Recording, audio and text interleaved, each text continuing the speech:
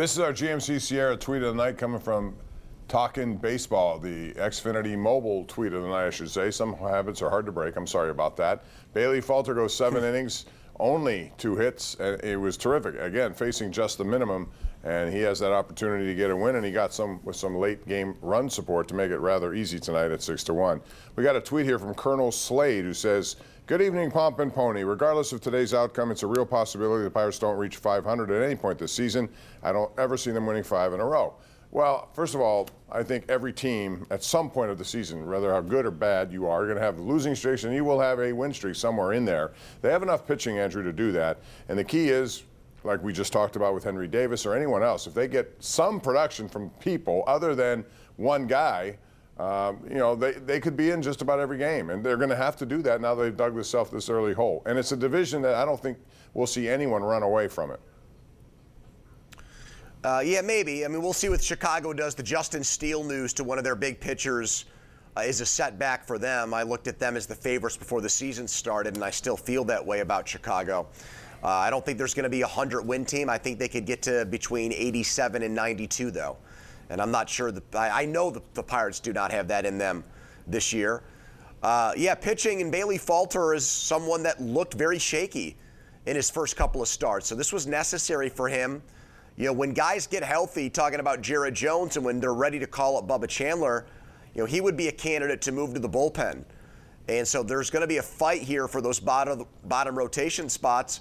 I like the Andrew Heaney pickup. I did not really like the Pirates offseason at all in general, but I did like that move. I thought they got him for a bargain given what he did with the Rangers, getting them to a World Series, set the American League record for most consecutive strikeouts in a game when he was there.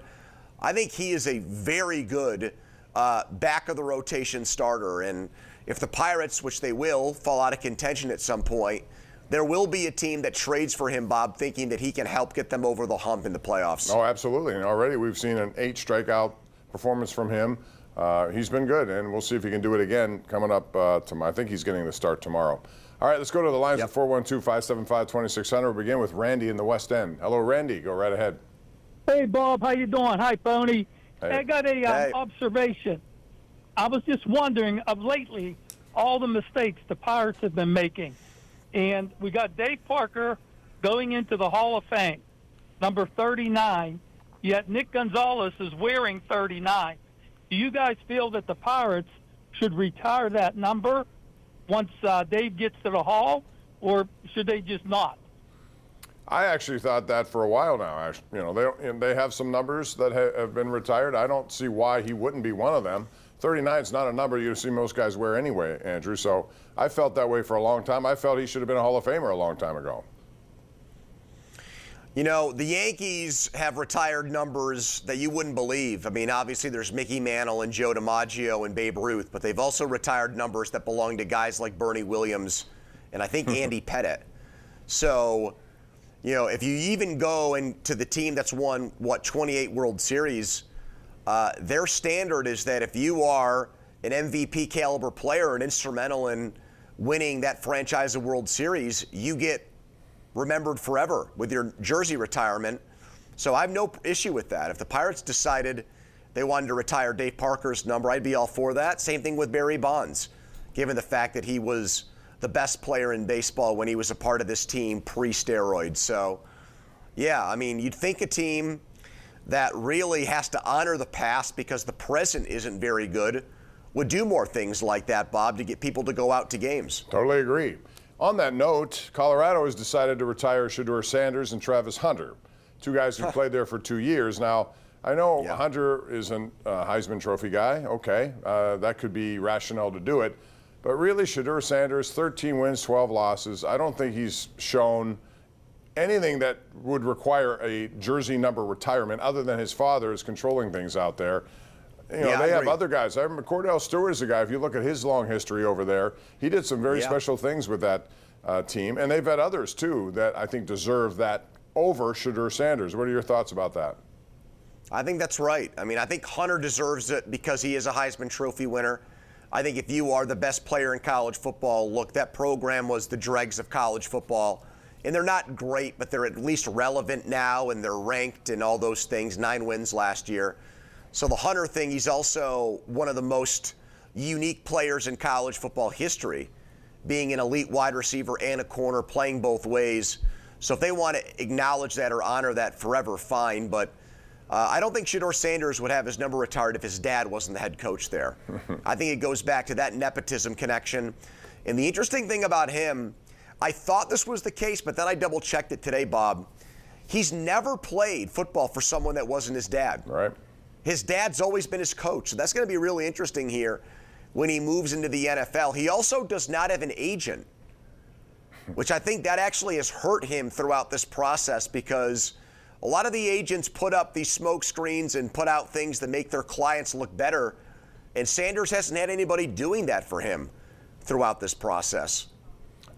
Short of his dad has been verbal about what he expects, so maybe he's acting as that person. We'll see. Travis Hunter, by the way, says that, and this is just a statement that doesn't make sense, but he said if the team that drafts him don't use him at both wide receiver and defensive back, then he's going to quit the game, which he won't do. There's too much money. But, you know, at some point, I think there's a lot of bust potential there. I think the Browns are going to take him, and we know how they have a tendency to screw things up. How they use him, when they use him, how much they use him, it's complicated. I think Abdul Carter would be a much simpler move by them, because you put him on the other side of Myles Garrett and look out.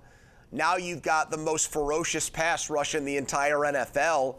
But I think they're going to take Hunter, and I think that's going to complicate things for them with quarterback problems in 2025. Jim in Peters Township is our next caller. Let's go to Jim right now. Hi, Jim. Go ahead. Hey, about the Pirates, a couple of odds and ends. You have to remember Nicky G. When he comes back, he has to go bat, and you have Jones. But what really struck me was Jorge Lopez. He has a bad memory, so he dusted two players. Sometimes something like that gets a team psyched up, because they said, if you watch the game, that they went back-to-back on him. In Chicago. So he figured, yeah. He was with the Cubs Jorge when that Lopez, happened.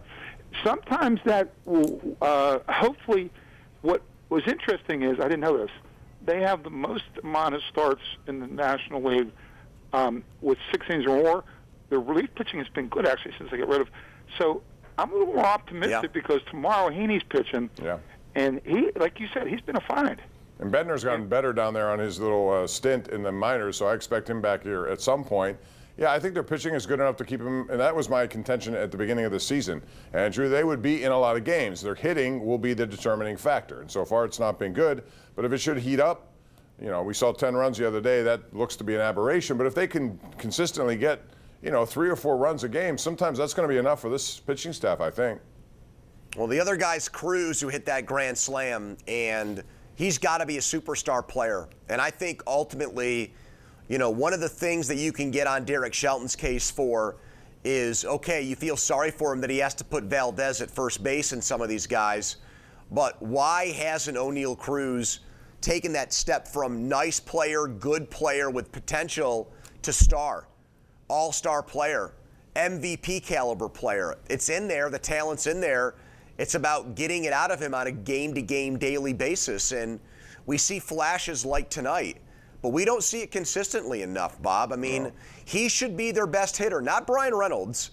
O'Neal Cruz should be their best hitter, and he wasn't last year. And I would say so far this year, we've seen it in spurts, but nothing that tells me yet that he's ready to make that jump. And again, tonight the grand slam, last night 3 strikeouts against a guy who's the bottom of the rotation pitcher. But that's the way it goes sometimes with him, and he has to be more consistent, no doubt. We're due for a break. We'll take it right now. This is the Ireland Contracting Nightly Sports Call. You're watching it on KDKA+.